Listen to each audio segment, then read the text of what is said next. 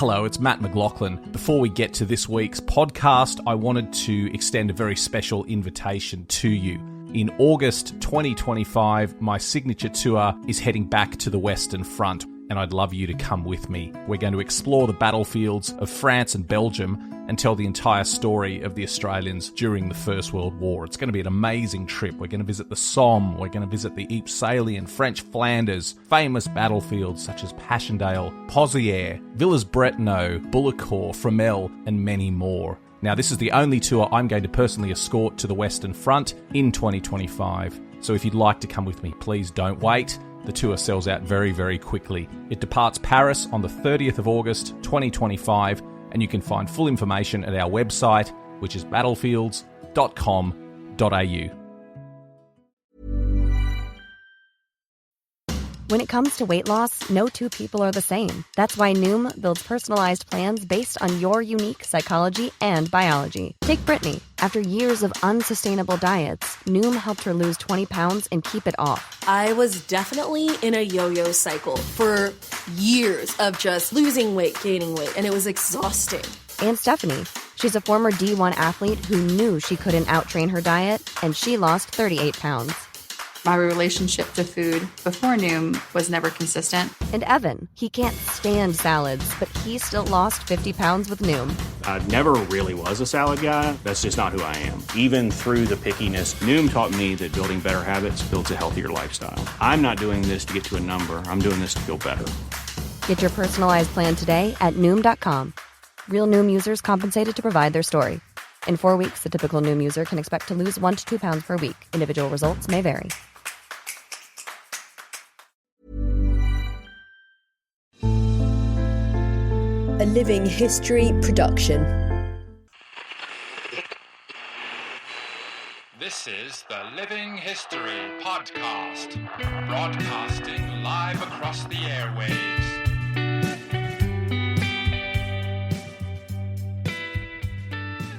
Hello everyone and welcome to episode 3 in our very special series on Gallipoli. We are breaking down the whole Gallipoli campaign from start to finish in more than 8 hours of conversation. I tell you what, if our episode goes as long as the last one, it'll be more like 28 hours because we had a lot to say last time. Joining me for this special adventure is Mr. Peter Hart. Pete, welcome back.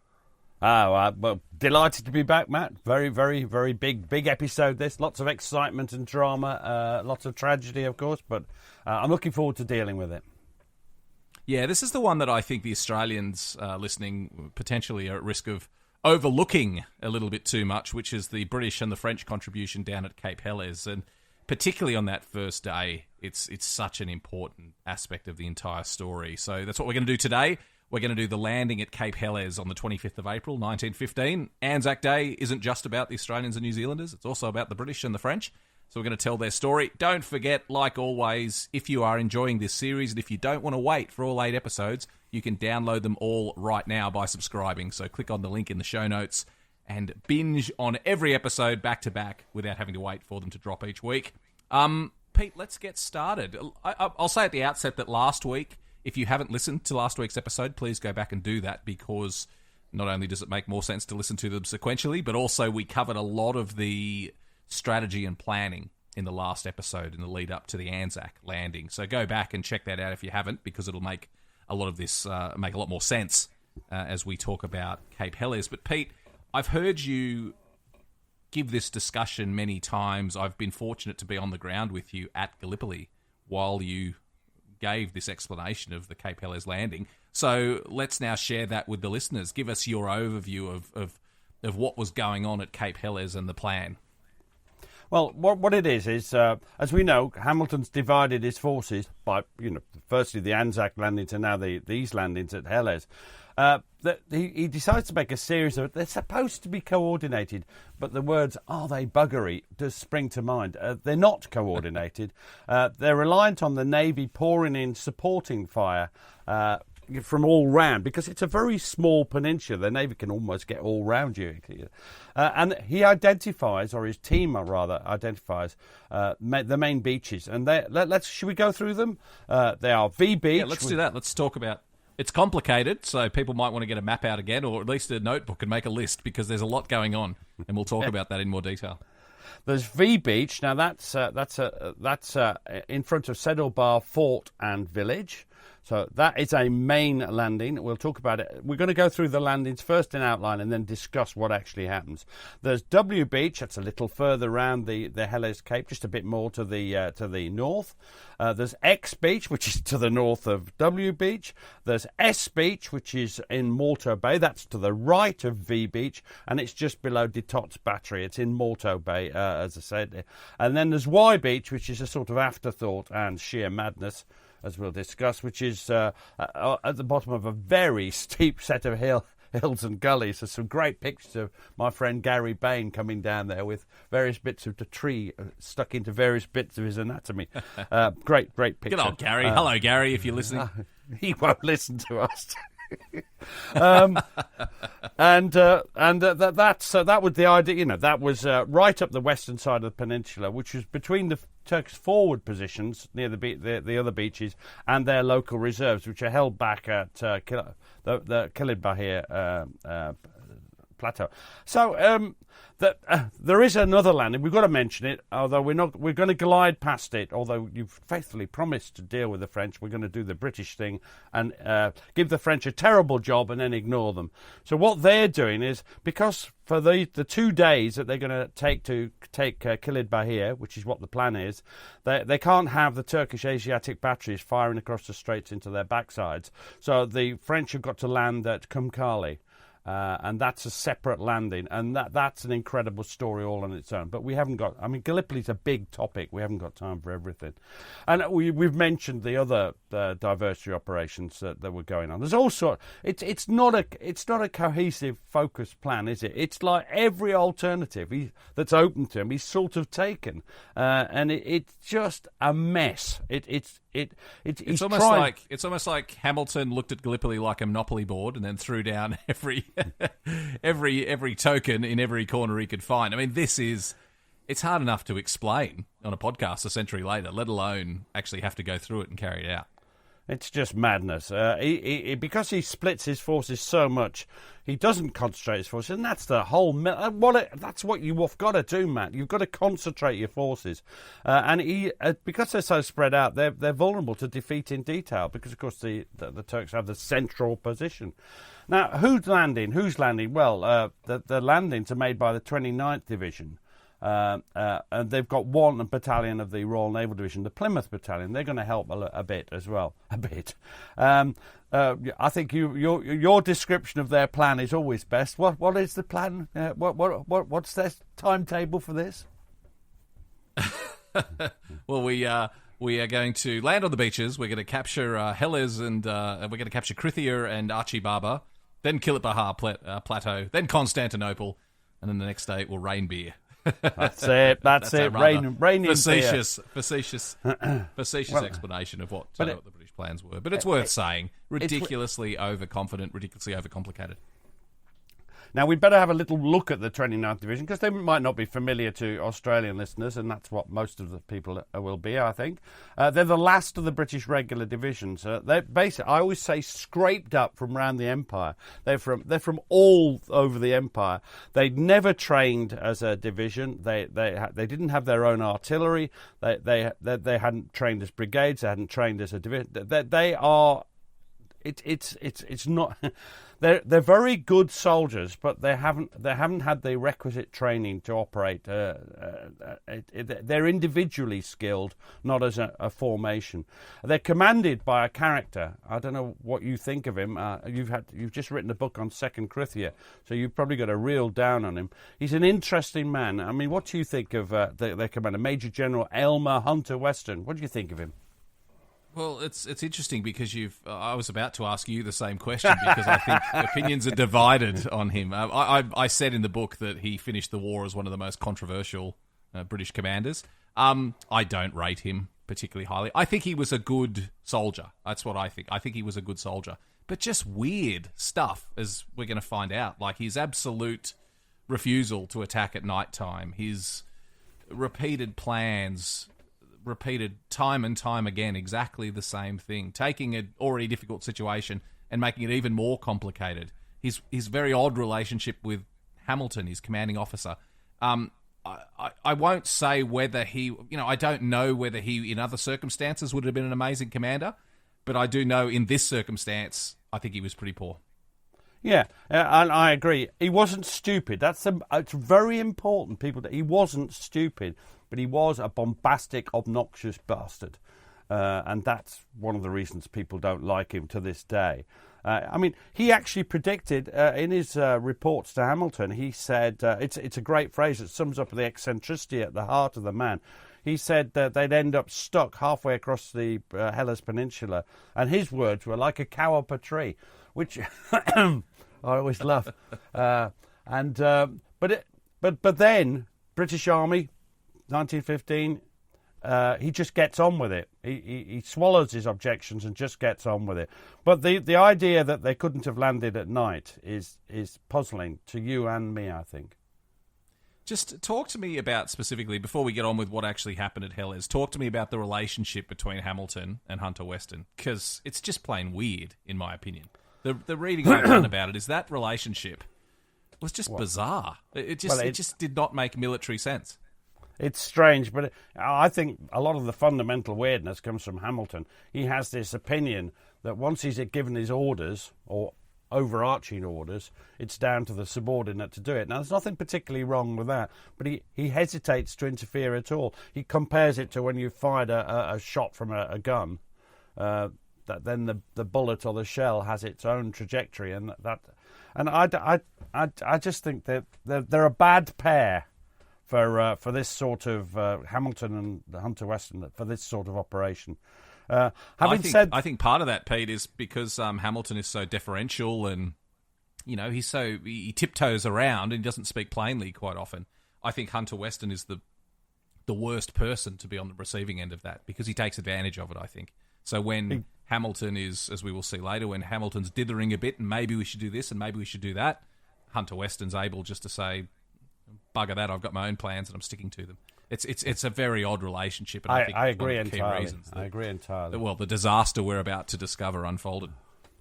So why? You mentioned it. Why land in the day? I mean, there are reasons. They're not all mad. He's worried about landing at night in uncharted waters. He's worried about the currents. There's a hell of a current coming out of the Dardanelles, as you probably know if you've ever swum near it. And he fears the awful confusion that might result. Now, it might be... I've often thought that they should have landed at night at Helles and in the day at Anzac, because it would have helped in so many ways. I still think it would have been a disaster. And... The thing is that he doesn't seem... He sees the problems, his orders of the day, they're unbelievable. I think you probably know them. They're basically, men, you'll do well. You may be killed by shot, shell, snipers, mines, things, but I know that once you're ashore, you'll do fine. Very encouraging for the average soldier. Anyway, let's talk about the landing site. Let's talk about that. There is one interesting... There are some points of interest in the plans, and that's the V Beach landing, where they actually use... there's barbed wire out, there's Turkish trenches, and at the time, their only means of landing are these open rowing boats towed by steam launches.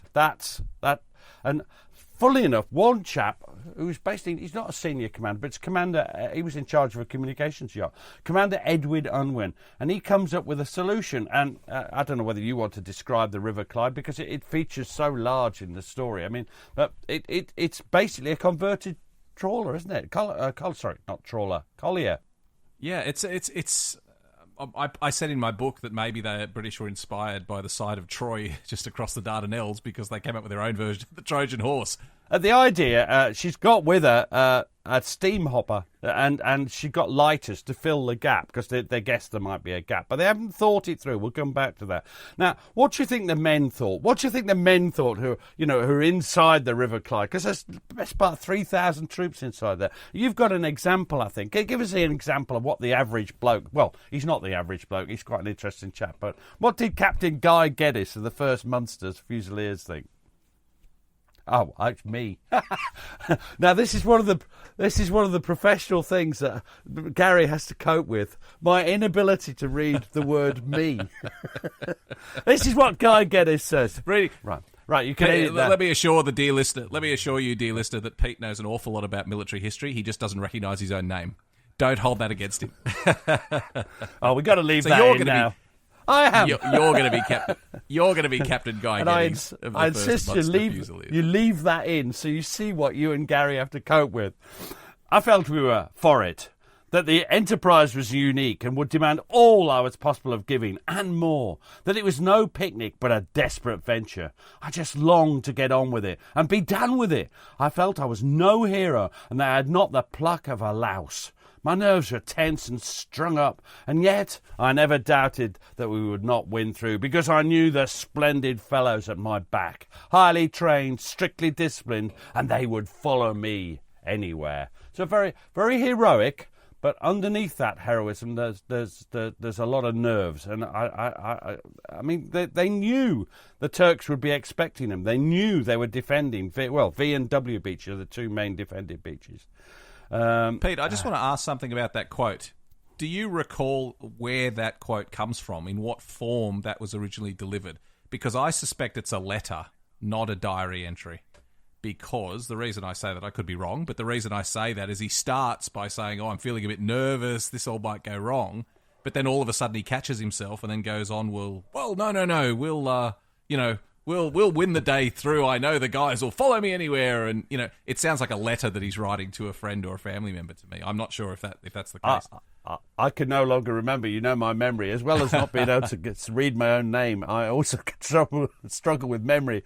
I think it certainly has that feel, and very much it's got that classic 180-degree turn halfway through it, which is indicative of that. They know the Turks are going to be waiting for them, and what's more, they also think, despite all the previous reconnaissance and the rest of it, that there's a full Turkish division waiting for them. But there isn't, is there, Matt? Who's waiting for them? Well, bugger all, really. We discussed this in the last episode. Yeah, very technical military term, but we discussed this in the last episode, that the Turks had this tripwire system where they had forward posts and reserves held back. And so instead of an entire division, which the British expected would be guarding Cape Helles, so we're talking 20,000 odd men was the expectation. In effect, there was less than a battalion, wasn't there, in the whole sector. And I looked this up. I actually, when I was writing the book, I got out Google Maps and looked it up. 7 kilometres is the length of the coastline along those landing beaches that was assigned to the Turkish defenders. So, pretty extraordinary. It is amazing. Just one battalion of the 3rd 26th Regiment, and then there's a platoon of the 2nd 26th Regiment, and that's it. And I want to make this clear: no machine guns. Very little artillery support, and what they had refused to fire in circumstances which we'll leave to the Turks to discuss rather than us. They got very few landmines that worked, mainly at but they've got something, and the thing they've got is good leadership, experienced, well-led, well-trained troops.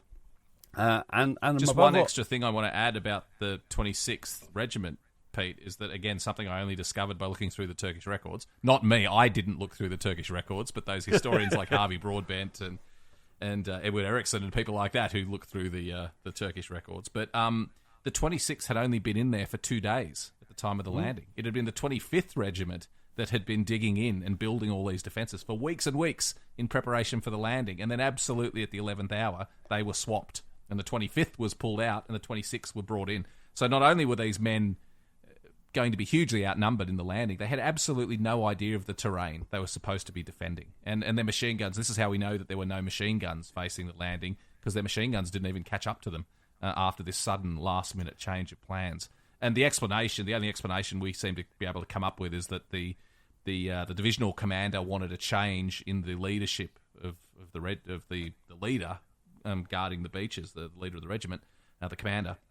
But for some reason, instead of just swapping regimental commanders, he swapped the whole regiments. So just bear that in mind as well, is that the Turkish defenders had this huge job to do in terrain that they were completely unfamiliar with. which makes their achievements of that day even more dramatic. Now, let's go through the beaches. Now, people say, why don't you do it by time? Well, the thing is, they're completely separate operations, aren't they? Each one is a separate battle.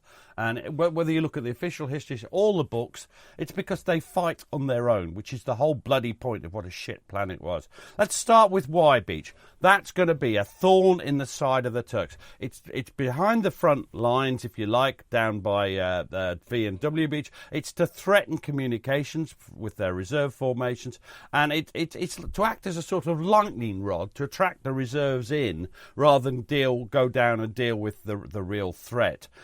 What sort of a beach would you do? Have I taken you to Y Beach? I can't remember whether I have. Or you might have been on your own. You are allowed out. Normally you have a nursemaid, but I know, but you are allowed out.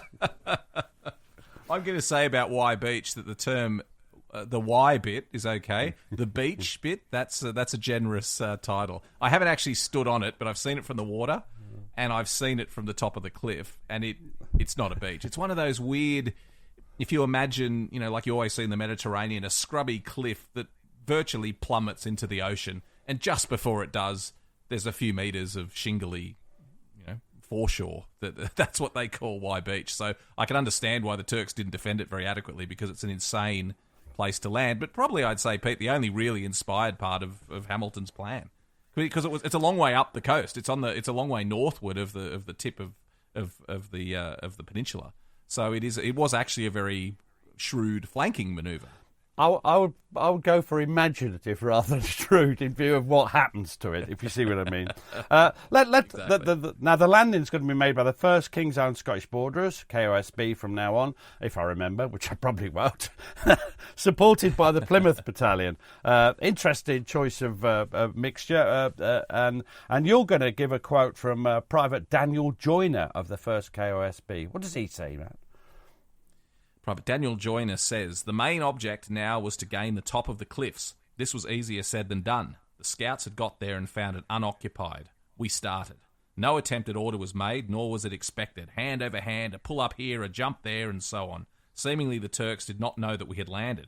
If they had, well, that is a different story. One Boy Scout on top of the cliffs could have kept 50 men down with chucky stones, so treacherous was the foothold. It's a great point, isn't it? It's a great quote. It's a great point. One Boy Scout on top of the cliffs throwing stones could have held them back.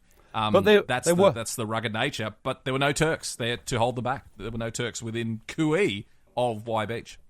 Now, when they got to the top, that's the problem. They do nothing. They don't do anything. They send a few scouts forward to Gully Ravine, which is, if you can picture it, is the other side of Gully Spur. They don't go down any to see what's happening at Gully Beach. They just don't do anything. They don't even, Matt, dig in properly. And then there's a huge drama in command and control between the 2 battalion commanders, both of whom think they're in charge. What a cock-up. They both think they're in charge. And then there's even worse between Hamilton and Hunter Weston. Hamilton's saying, you've got ashore, do you want more men to land? There's communication difficulties, which means Hunter Weston gets it late, and then he ignores it. And because he's busy at W and V Beach, so it's just a complete bugger. And what happens? It's one of those things, Pete. It's one of those things. Before we go on with what actually happened, it seems to me almost entirely a command issue, and I have no idea how could they possibly have landed without having this spelled out, who is actually in command and what they're supposed to do. Because after they landed, the key objective for the entire British landing was the village of Krithia and the hill called Archie Barber just behind it. And the men that landed at Y Beach actually sent scouts out who, without being obstructed in any way, actually reached the village of Krithia. They actually set foot in the edge of the village, which is really quite extraordinary. But how is it possible that the commanders didn't know what to do? They didn't know whether they were supposed to be advancing on Krithia or doing a right turn and linking up with the blokes from W and X beaches. And then it's so infuriating and frustrating. They were sending messages to Hunter Weston saying, what should we be doing? We've landed, there's no one around. What should we be doing? And again, he ignored them. He did not reply pretty much throughout the entire day. It's so frustrating. It is. And remember, there's 2,000 men, 2,000 men landing there. That's twice as many as there are Turks in the whole of the south of the Helles Peninsula. It's surrealistic.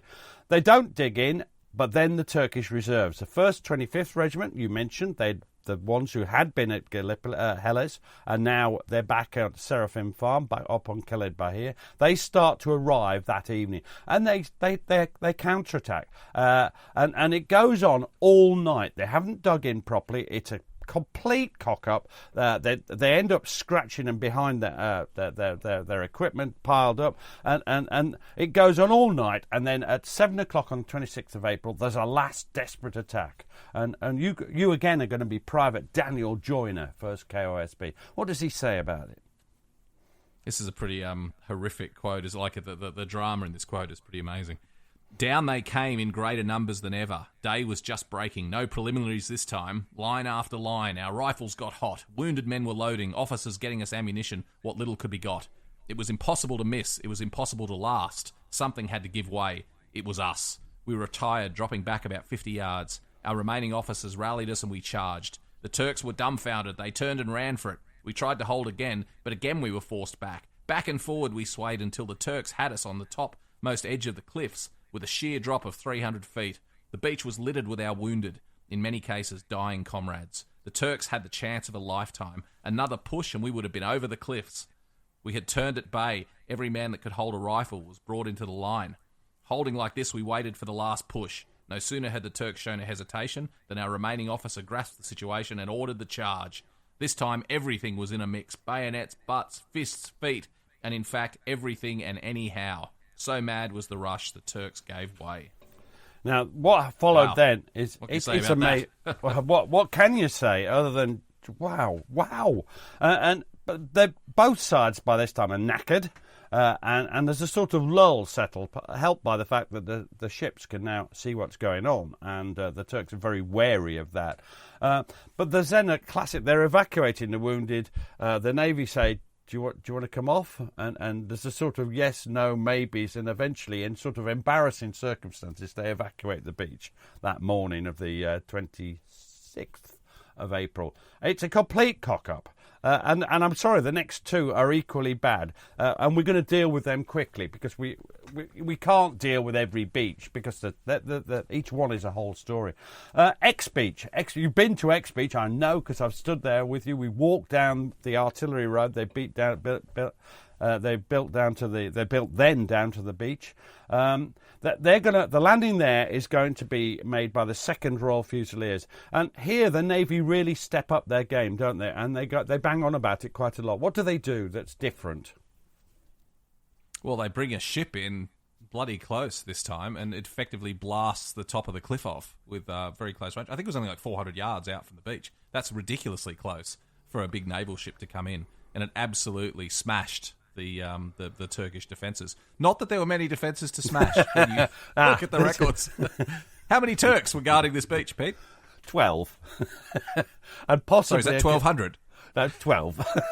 And possibly... Just 12. 12 individual men. Possibly a Nordenfelt, which was put out by the thing. So that's all there is. And what do they do?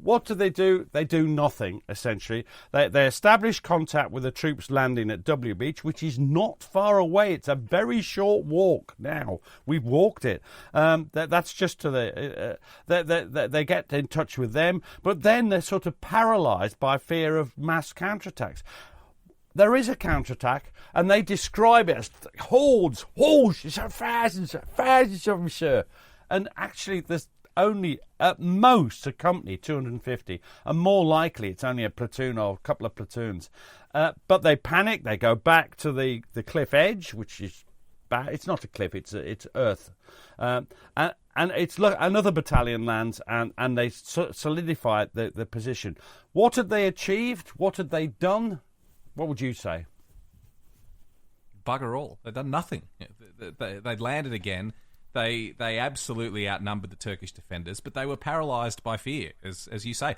I don't know whether the 12 Turks that were there received bravery awards, but they absolutely should have, because they were very smart. And I read Turkish accounts of this. Their platoon leader he kept his nerve very well. He realised they had I think 600 men landed on that beach, something like that. He had no chance of stopping those men, But he said, let's hold them up as much as we can. And so they fired very carefully. They aimed at each boat individually. They fired very carefully. I don't think there was any casualties. I don't think they actually hit anyone. But just the creation of opposition just planted the seed again in British minds that, well, we're going to be in trouble if we push too far forward. And also it was at X Beach that, in a rare display of initiative, the counterattack you described was actually ordered by the company commander himself, who had been ordered to send reinforcements elsewhere. And in a very rare display of initiative, he realised what was going on and ordered his company to counterattack at X Beach, which really saved the day. It was a great move. Again, we cannot overlook the good work of the Turks. Oh, absolutely. The British bumbled and struggled, and the Turks were magnificent. And this is the combination that resulted in the disaster on the landing. Now, S Beach, that, if you remember, is at the eastern end of Morto Bay. And can I just say, that's not a good omen, Morto, in is it Latin, is it, for death? Okay, boys, you're going ashore at Death Bay. And this is the idea of this. It's the ridge that goes across the Helles Peninsula. They're going to land, seize the Tots battery, the positions above the beach, up on the ridge, and then they were to hold them pending the arrival of the main force from V&W later the same day. They land quite imaginatively. They go around the side, climb some pretty good cliffs, and they overwhelm the defending platoon. That's about 30 men of the 2nd 26th Regiment. That's but then what do they do? Come on, we've heard this story, so it's a repeat. What do they do? Come on, nothing. You know. They sit there. You did know. They can't make up their mind. They can't decide, what they should be doing. One of the things I discovered too, Pete, that platoon, the picket line that was actually facing the beach was only 9 men. So we had 12 at X Beach. We've got 9 at S Beach. We've literally got squads. We've got squads now. They're not even platoons anymore. We've got squads of men holding up battalions of British people landing. It was inertia. It was fear on the part of the British that there were hordes of Turks waiting to overwhelm us. And in reality, sprinklings, handfuls of men holding up entire battalions. It's really quite extraordinary. And what they do is, again, as at expert, they fall back, they snipe, and the British don't know what to do. Again, there's most of the South Wales borders are here. Should they have left their positions there and gone and taken the Turkish defenders of V Beach in the rear? Well, they could do, but then that hill that would later on that day block their passage up the Helles Peninsula would be left to the Turks. They might occupy it, and they don't know what to do, so they do nothing. We should say, in defence of these blokes who are effectively landing on sort of flanking manoeuvres, we should say in strong defence of them that the main landing was at V Beach. V&W beaches were the main landings.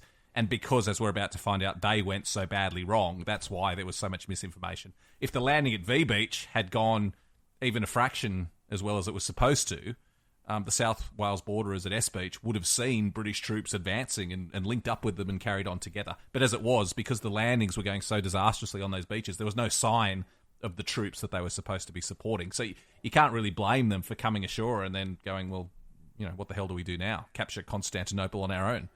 It's confusion. It's confusion. It's one disaster leading to another. And this is the problem with not having cooperating forces. This is the problem. If you land on a beach that is too far away to be supportive of any other beach, and it goes wrong, the guys on the other beaches are going to struggle as well because they don't know what's going on. You haven't arrived. They can't support you. If you land together within sight of each other and mutually supportive positions, you can say, they're having trouble over there. Okay, move some forces left or right. It's the huge dilemma of spreading the forces so thinly.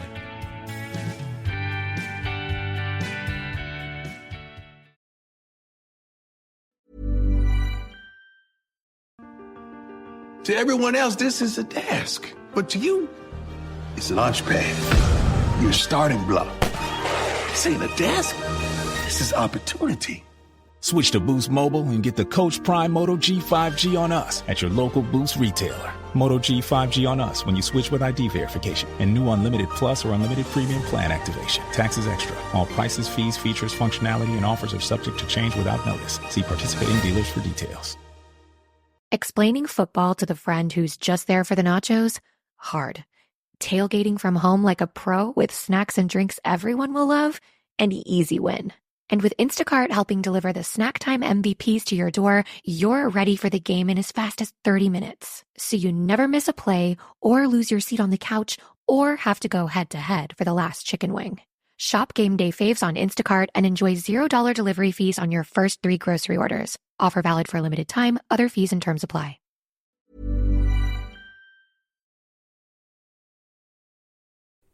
Now, so let's move that. That's a great summation. The next thing is W Beach. This is one of the 2 main landings, and it's a 300-yard beach. It's a lovely beach. It's unchanged. It's fantastic to visit. It's incredible, isn't it? What a great spot to visit today. It's brilliant. If you don't see W Beach and die. And unfortunately, that was the case for a lot of the Lancashire Fusiliers who landed as well, because they were meant to land and then advance up towards Achibaba, Krithia and Achibaba, picking up the flanking units from X, S and Y. But the Turks have a series of trenches on the cliffs. They're still there, some of them, or just on either side of the beach. They've got trenches. No machine guns, but they've got trenches. Who's landing there? This is a name you won't, that no one can forget about W Beach, because it subsequently named it. Who is it? The Fusiliers. The Lancashire Fusiliers. Fine body of men. They're fine body of men, yeah. And they go to move inland, make contact with the Royal Fusiliers at X Beach, and then seize 138, which is between W Beach and V Beach. Here, the naval bombardment is useless. It doesn't concentrate enough close to the things. They don't come in close enough. It's bloody useless.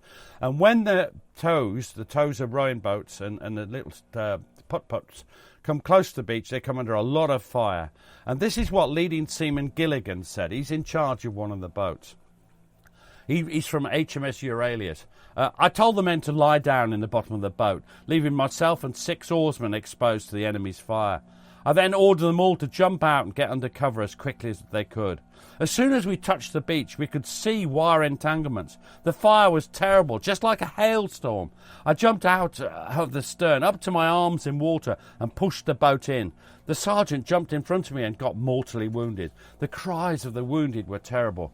By now, the Lancashires were ashore. And we've been on that beach, haven't we? It's extraordinary. Like it's a perfect place for defence. It is. They've got the low cliffs on either side. They've got classic back of a cove. It's perfect. It's like an amphitheatre. Now they stumble forward through the waves. There's wire in the water, but they managed to get into the open sand in front of the main line of wire. And here's a quote from you, probably, unless I've written the wrong thing down. It does say Matt. So yes, that's mine says Matt as well. Major Richard Willis of the Lancashires. What does he say? It's horrific stuff. As ordered, the men ran up to the wire and lay down, waiting for the wire cutters to get to work. And I should throw in as an aside here, those are hand wire cutters they're talking about. They're clipping with hand these immense barbed wire entanglements. Fatal to many was that order, for Maxims began to play on the serried ranks, an easy target. Under cover of the cliff, we started cleaning our rifles, which were useless from sand and water, and it would have amused you to see men cleaning their bolts with toothbrushes with Hell's Tornado all around. I shot a sniper who was picking people off from the cliff edge. It was a good shot, and I saw him after we got up, hit in the mouth.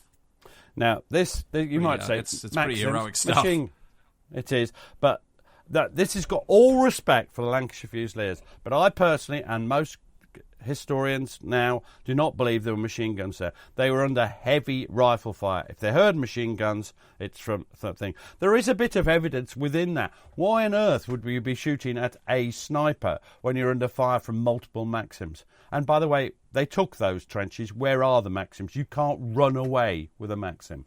And I think that's probably the biggest argument in the against the fact that there were machine guns right in the front line at the landing beaches. Was, as you say, even in the face of horrific fire, they still got ashore. Those guns would have been captured. And as you say, where are they? There are no captured machine guns. There'd have been no survivors if they got multiple, either say a machine gun, either Maxim either side. They'd have shot them to bits lying on that beach. You stood on those cliffs with me. You know, you can see you couldn't live on that beach. Who is there? Well, it's the 12th Company of the 3rd 26th Regiment. And they are not only there, they're also on Hill 114 and Hill 138 on either side. So there are only about 100, possibly 150 Turkish riflemen. And that might be exaggerated because Turks always keep reserves. But they are pouring a well-drilled, rapid fire into the lads on the beach. You would not want to do it. It's 100 people firing at you lying in a line on the beach. It's murder, absolute murder. And here's a quote I'm going to give from Major Harold Shaw of the Lancs. And he says this: "On the right of me, on the cliff, was a line of Turks in a trench taking pot shots at us. Ditto on the left. I looked back. There was one soldier between me and the wire, and a whole line in a row on the edge of the sands. The sea behind them was absolutely crimson, and you could hear the groans through the rattle of musketry. A few were firing. I signalled to them to advance. I shouted to the soldier behind to signal, but he shouted back, 'I am shot,' through the chest. Good grief. I then perceived they were all hit. I took a rifle from one of the men with me and started in at the men on the cliff on my right, but could only fire slowly as I had to get the bolt open with my foot. It was clogged with sand." He's a much... I mean, for me, you notice he's talking about musketry. And I think it's a more balanced quote than Willis. No, it's no disrespect to Willis and what he thought was happening. And, of course, we could be wrong. Historians sometimes are. Now, one man comes to the rescue. Is it a brave soldier? Is it a corporal? Is it a captain, a major? Who rescues the situation? It's Brigadier General Stuart Hare. Brigadier General. But no, they'd be in a chateau on Imbros. Surely they wouldn't be. No, most of them sipping get killed. their Chateau Lafitte and eating their filet mignon in sauce béarnaise. That's right. But no, he said, what does he do? Because he's brilliant, isn't he? He's fantastic. He saw an opportunity to outflank the Turkish trenches, which was the only opportunity to capture W Beach, was to get up those cliffs and get behind the Turks. And so this is what he had to say about what he did. "We started scrambling up the cliff, which was a steep earth slope with layers of rock here and there. It was not very steep. It was difficult for a man in full kit to climb. There were no Turks on the front edge of the cliff, so we were defiladed from the front, but were getting it pretty hot from the trenches on the east side of the mouth of the glen which formed the beach. We could see that the Lancashire Fusiliers were shoving on straight to their front up the glen, but must have been losing frightfully from fire from the trenches on both sides. We collected about a dozen Fusiliers there and an officer, about all who had reached the top, and sent them off to charge a trench which was only about 50 yards off, not facing us, but flanking the glen leading up from the beach." What a man. The one thing I want to say about that, Pete, is not only is Hare is obviously doing brilliant work getting the men up and outflanking the Turkish trenches, but clever defence too from the Turks. The trenches are not running along the cliff edge where they would be hideously exposed to naval fire and would be, overrun pretty easily. They're running along beside the gully leading from the beach. So again, very clever defence from the Turks. They knew the men would be funneled into that valley, and so the trenches were on top there. So he's done a brilliant job. Unfortunately, then he then decides to lead a patrol. The second lieutenant or corporal's job, probably gets shot through the leg and he's out for the rest of the battle, rest of the campaign. And this is, I think there's, how many brigadiers are? 4, I think 3 are out of the action, dead or wounded by the end of the battle. So hence our point about chateau generals, which is so beloved of people who just don't understand what's going on. Now, the Lancashire Fusiliers land, they move forward, and they're stretched in 2 different directions. They have to go to the left to Hill 114 to connect with the people at X Beach, and they also have to attack Hill 138. Now, they don't know, the maps don't quite show that there's another hill, Goji Baba, which is where the monument is now. The Helles monument is on this hill. And this is blocked. The hills block their way forward, and there's a little group of men, Turks again. platoon strength probably, but they're behind heavy barbed wire, and they're determined. They are absolutely determined to hold. Another battalion arrives, the Essex Battalion. They come ashore around 8:30, and they try and get forward. They're blocked as well. They stabilise the line, but they're not getting any further. More battalions come ashore. They still can't get the Gurji Barger positions. I'm summarising what happened. This takes all day. They can make no contact with V Beach.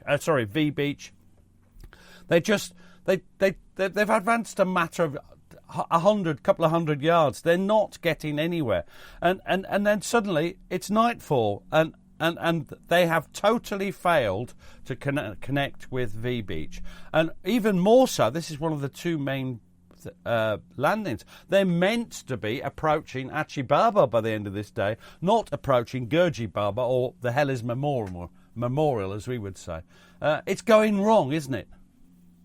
It's disastrous. They're getting nowhere. They're outnumbering the Turks by a huge margin, but they're not moving forward. And it's a combination of good, solid Turkish defence. They are firing very well and inflicting a lot of casualties, but just fear from the British that at any minute the boogeyman is going to jump out from behind a hill and overrun them. That they just had this feeling. Their intelligence said there was a division of men at guarding Cape Helles, so they kept expecting this division to turn up. And in spite of the evidence that there was no division, that there was only scatterings of Turkish troops, they just did not push forward. It's poor leadership, it's poor instructions, it's an overcomplicated plan. Brave men on all sides, but it's just bad. They're bad. The British are badly led. Let's turn to the real disaster, because the Lancashire's got a couple of hundred yards in, to the left and right. They're massive, 200 or 300 yards possibly. At V Beach, they're not quite so successful, are they? Now, V Beach is another great place. Been slightly spoilt by a hotel, but it is the Turks' country. If they want to build a hotel, they can build a hotel. We support that in many ways. It's about 300 yards long again. It's got a low bank behind it, and there's some barbed wire and a Turkish garrison of about 250 men from 10th Company, 3rd 26th Regiment. The Turkish trenches, they're on the skyline. Again, stretching back and round. It's a natural amphitheatre, as people often say. I've never seen a beach that doesn't look like it, if you see what I mean. And it goes from Fort number 1 on the left all the way round to the Sedel Bar Fort at the right. Two lines of barbed wire. There's a gap close to Sedel Bar Fort. And who's sailing into this death trap? Who's going in? Matt, who would you say? Who's going in?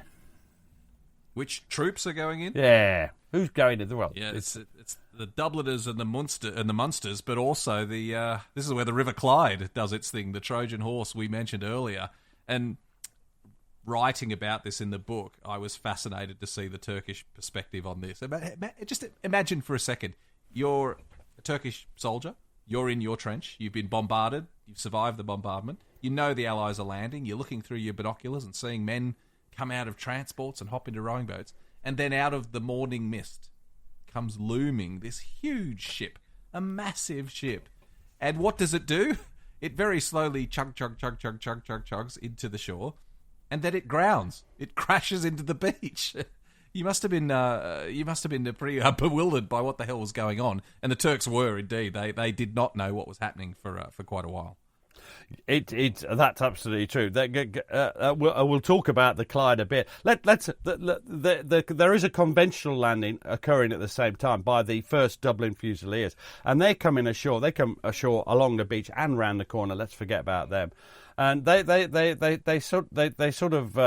they're covered by a bombardment from the ships around, and the landing's dependent on the success of this bombardment, in my view, and it isn't successful, despite what the people thought. And this is Midshipman Herbert Williams. He's on HMS Agamemnon, and he says, well, good name for near Troy.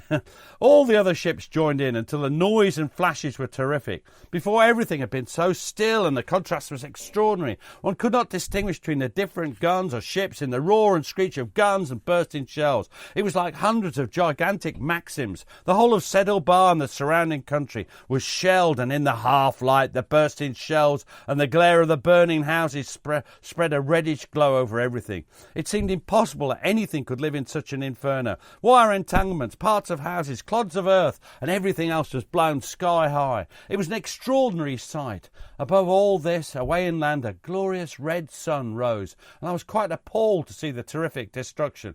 The town wasn't there. I've seen ruined towns before, but there wasn't a wall standing. But he's talking... I like this quote because people rely too much on personal experience, because he's talking bollocks. Because what actually happens is that, yes, there is damage, visible damage to the village and to the forts. You could see some of the holes, or you could till the Turks repaired it in the last 10 years.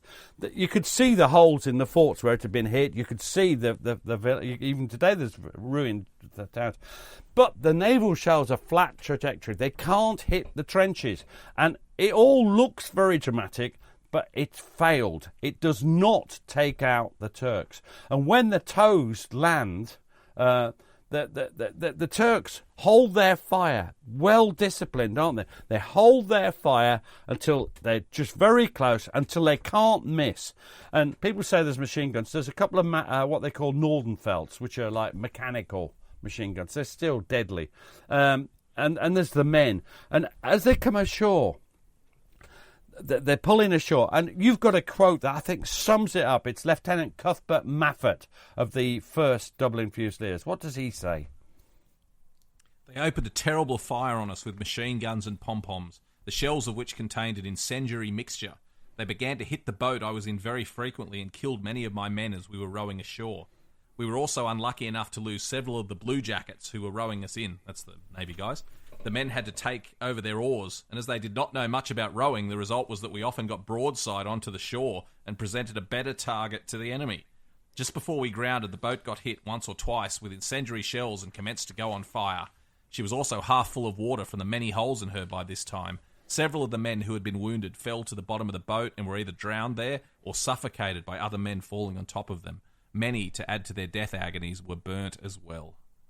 Now, it's horrific. It is horrific. Again, he refers to machine guns, but an Nordenfelt is also known as an old pattern Maxim, and there were 12 machine guns, or 11 or 10, on the River Clyde firing at the same time. So there's no distinctive sound signature at all.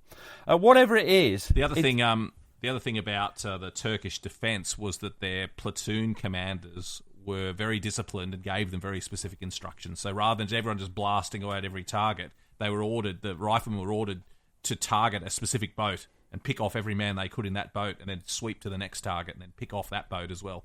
So if you're a man in that boat and you're hearing a couple of hundred rifles firing just on your boat at the same time, it's going to sound like a machine gun. Now, meanwhile, the River Clyde's sort of chugging in, and it doesn't land on the beach. It does, and I'm not arguing with that, but it's 80 yards off the actual things.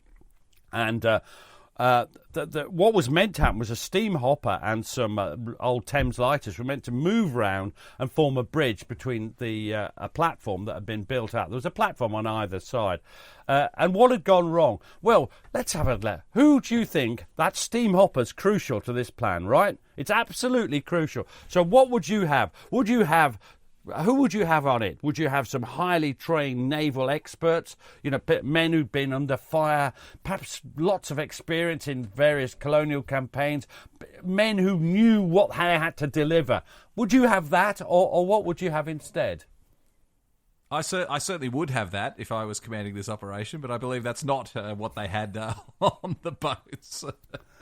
Yeah, they had a midshipman, an able seaman, and 6 Greeks who weren't even in the war.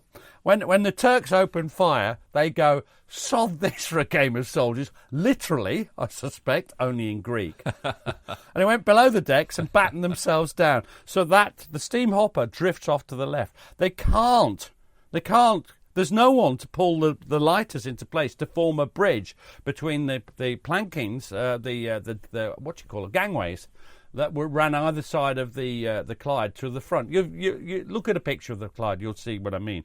There's another thing here, Pete, is to talk about timing too and a lack of cohesion, because rather than everyone landing together and overwhelming and shock and awe and, the ship's over here and the boats are landing over here, they gave the Turks a perfect opportunity. The rowboats hit the beach.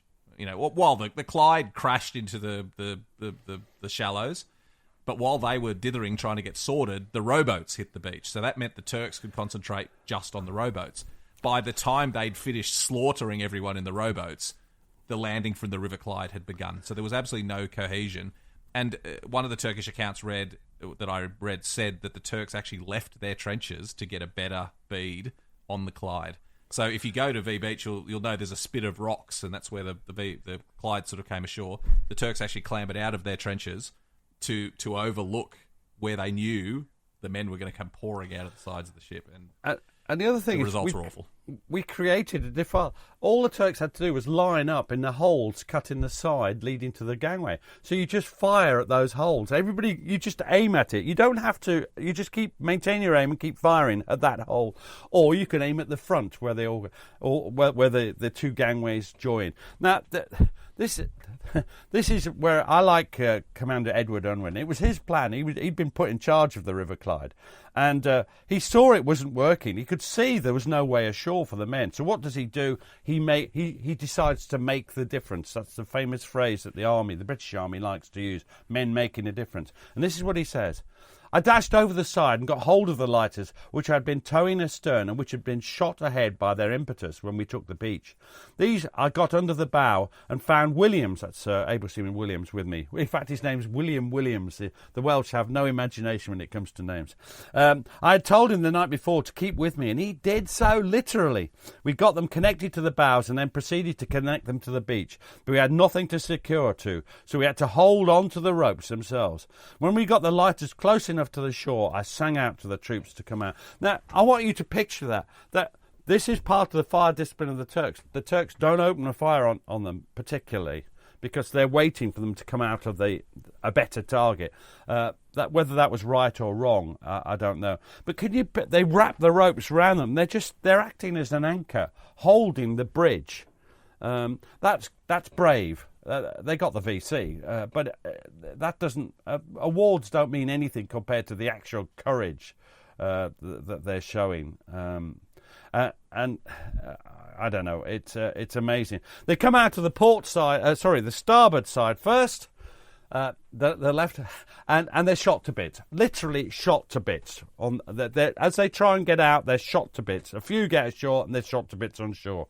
Then the port side, they couldn't get out straight away because the doors had jammed. Anyway, their doors open, and Captain Guy Geddes emerges. He's the one that we had earlier who was worried. And I'll read that quote for you. He said this. We got it like anything. Man after man behind me was shot down, but they never wavered.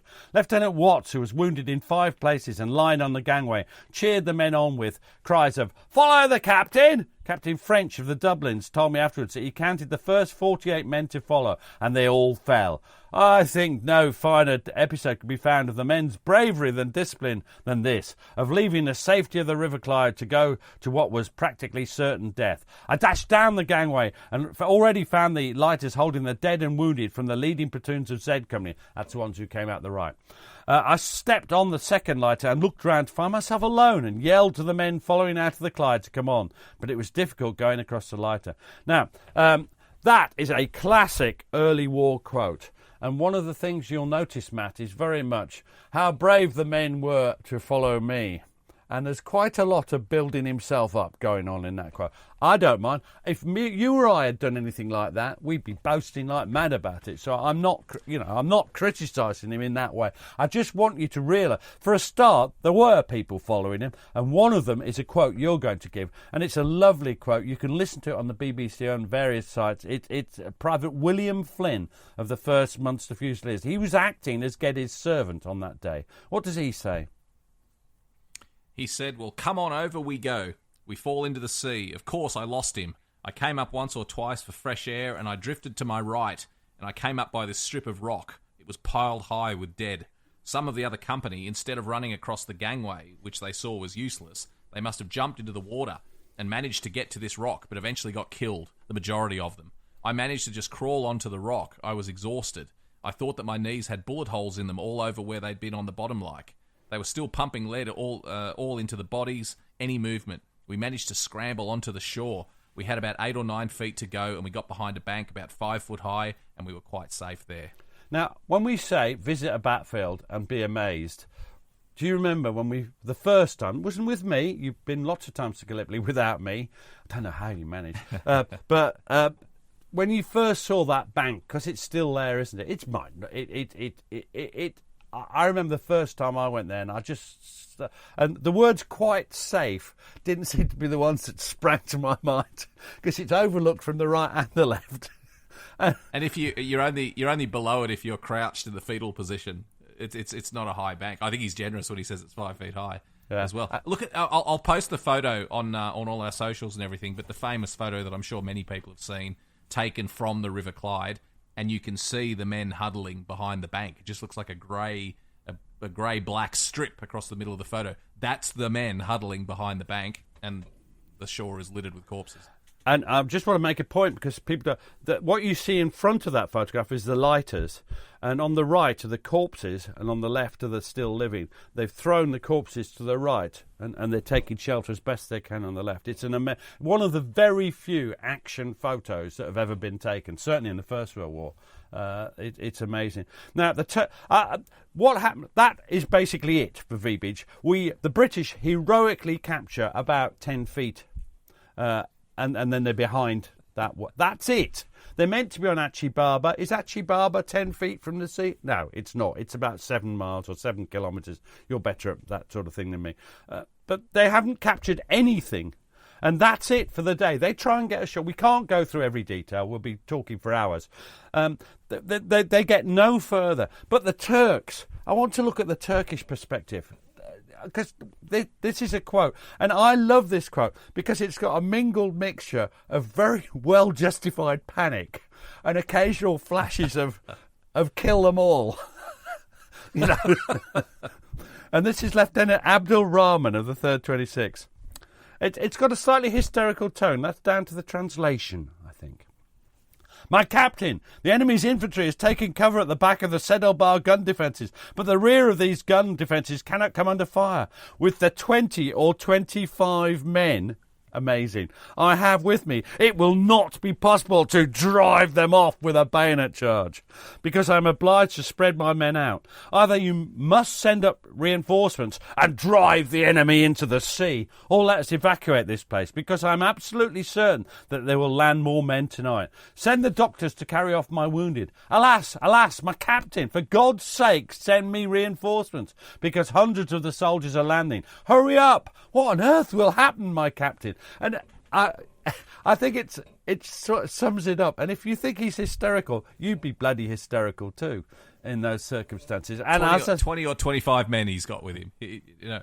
I mean, how many? I think the British tried to land 700 men in the first wave, and I think probably a couple of hundred actually got ashore. 200 or 300 would have made it to be sheltering under that bank. If we look at the rowing boats and the Clyde and everything, we should say that the British aren't completely sadistic. Eventually, they even stopped sending men off the Clyde. Oh, there's only the majority of the men spent the night in the hold of the Clyde. Imagine what that was like. Imagine being stuck overnight in the hold of the Clyde with bullets pinging off the outside. My God. It's only when it's dark, and this is one of the points about machine guns, because when darkness cloaks the beach, you can have machine guns lined up, ready to fire on a point. Rifles aren't quite as effective as that, and as soon as it's dark, they can get ashore. And you're going to. There's a description of how it goes, and this is Lieutenant Commander Josiah Wedgwood, number 3 Squadron, Royal Naval Armoured Car Division, and they're basically running the machine guns, the 10, 11, 12 machine guns, I never remember which, on the River Clyde. What does he say about getting ashore that night once it was dark? He says the losses were small then. For 3 hours, I stood on the end of the spit of what had been rock in 2 feet of water, helping the heavily laden men to jump ashore onto submerged dead bodies. This is what went on monotonously. Give me your rifle, your shovel, your left hand, jump wide. It's all right, it's only kits. Keep clear of that man's legs, can't you? Trying to persuade the wounded over whom they had to walk that we should soon get them aboard. Wounded men were brought to the end of the spit and could not be got aboard because the other stream was more important and never-ending. There they slowly sank and died. Amazing. I know, I say it at the end of every quote, just horrific. The ordeal. We've got, it's easy to look at something like the V Beach landing and talk about it from a tactical and a strategic point of view. Oh, they should have landed that battalion sooner and those guys should have gone further to the flank.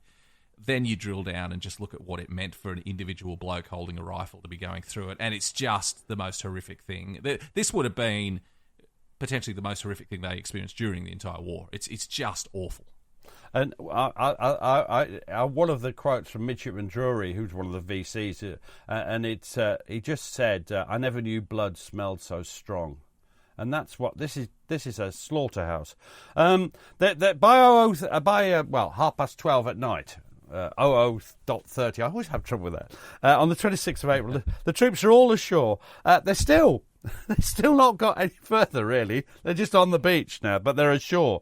The landings have been an absolute and utter failure. And it's only because of one man, really, that they get any further next day. And this man has got a great name, Lieutenant Colonel Dick Doughty Wiley.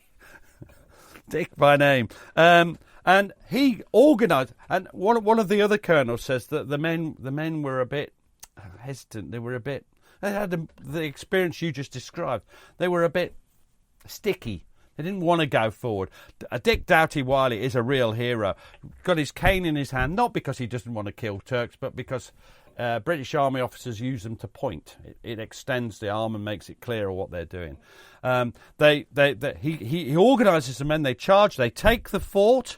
He refuses to take cover even when a sniper's aiming at him. Then they take the village of Sed El Bahr, and here's my favourite quote. I'm sorry, I had to put this in. I know it's extending the length of the podcast, but I've got to put the next one in. This is Lieutenant George Davidson. He's following up, picking up casualties behind the attack through the village. And this is a great quote for animal lovers.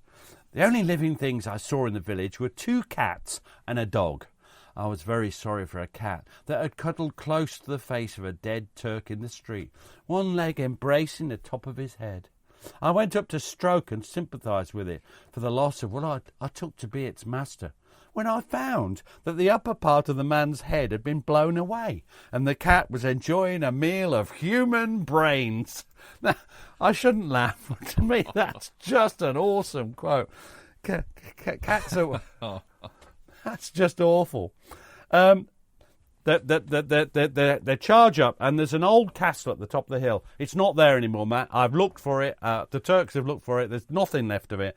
And they get up onto Hill 141 at about 2:30 in the afternoon on 26th of April. Are there many Turks left by this time? You've heard. How many do you think? I don't know. 5, 6, 10? I don't know. There's bugger all up there by this time. Well, they're sensibly pulling back by now. It's the other good thing about the Turks is they didn't often stay and fight to the death, which would have been pointless. If you're 20 or 30 blokes and there's an entire battalion coming at you, a noble sacrifice to stay and fight is not the right thing to do. What you need to do is, discretion, the better part of valour. You need to shoot as many of them as you can in the opening minutes and then scarper back. And that's basically what the Turks are doing. They're falling back as the Brits came forward. And they're brave men. I think of the state of the wounded, because the wounded are going to get bayoneted. Should we have bayoneted? No. But that's what happens. So it's a terrible business. Now, they're led up there. They're led right to the top by Colonel Doughty Wiley, who is a real hero. He's done brilliantly. And then he stands there being a British officer, which means he stands there fully erect, and I use that word carefully, fully erect, and sort of pour encourage les autres. And he stood there, and there's one of his men, his servant, Geddes' servant, is watching him. Private William Flynn. He gives a description of what happened next. It's utterly predictable. He says, "I was laid down with the company, and Doughty Wiley was stood up alongside of me with his orderly. They were shouting to him, 'Get down, sir, you'll get hit,' because there was sniping. He wouldn't, and an explosive bullet hit him just below the eye, blew all the side of his face out, and his orderly got killed." Now, that quote, again, there is real history in these personal experience quotes. There's two things I take from that. One is Audley was killed, and that's because if a British officer stands up, his servant's going to have to stand up with him. I remember interviewing somebody who was with Lord Carver in Northern Ireland, and the IRA was shooting at them, and Ramsbottom, I think it was, had to stand with him. Because Ramsbottom was a brigadier general at the time, but he had to stand there because if the officer wasn't taking cover, he wasn't. So that's one point. The other thing is these soldiers are not the experienced soldiers that propaganda will have that they are. It wasn't an explosive bullet or a dum-dum bullet. It was a bullet. That's what happens when a bullet hits you in the head. It goes in, small, blows the other side out. It's not an explosive bullet. It's internal evidence that the 29th Division weren't as experienced as we think they are. I think, Pete, these quotes are really important as well because it's easy, again, to talk about the Gallipoli myth and the legend and the battalions, and at the face of it, this is what happens. The quote about the cat, the quote about Doughty Wiley basically having his head blown off. I mean, this is a battlefield. This is what's going on. It's nasty stuff, and we shouldn't glorify it. And even talking about the bravery of the men, it's bravery because of this carnage that's going on all around them. I mean, how would you or I recover splattered with brains? And it's an incredible show of bravery that they were able to carry on in these conditions. And for me, the death of Doughty Wiley, he was needed. He was the senior, most competent officer around. Most of the brigadiers were dead. He was a senior staff officer. He was needed. But one stupid act of gross overconfidence in the face of a very dangerous Turkish sniper resistance. Well, it's inexperience again, isn't it, Pete? It's inexperience of the officers as well. That they feel that they've probably been taught this in the officer training, lead by example. And so at a time when he should have been lying down and taking cover and preparing for the next advance, he's trying to set a good example, and he stands up and gets killed. It's a senseless waste. So let's brainstorm and just go through. I'll take the first because then it means I have less to do. Let's look at the reasons for let's not beat about the bush. The British, 12,000 infantry landing against 1,000 Turkish infantry, are comprehensively defeated. Now, why was that? Well, I'm going to pinch the easy one and the one you've made. The outnumbered Turks had fought with a supreme combination of skill and courage. That is the first and most important reason that we failed. What have you got?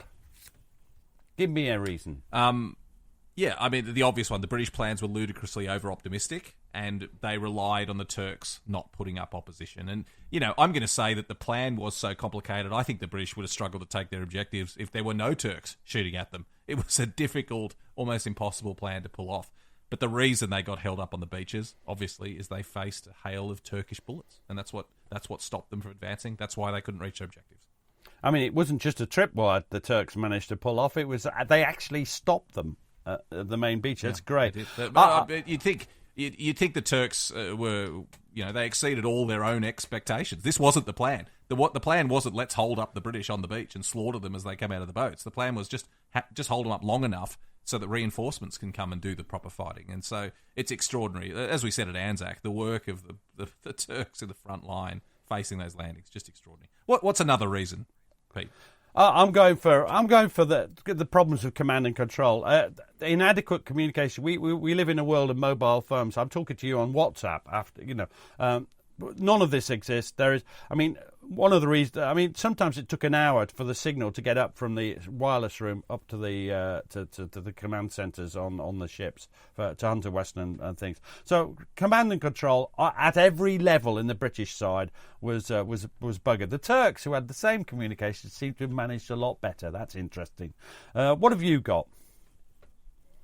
Well, the separate battles. The beaches were too far apart to be mutually supportive.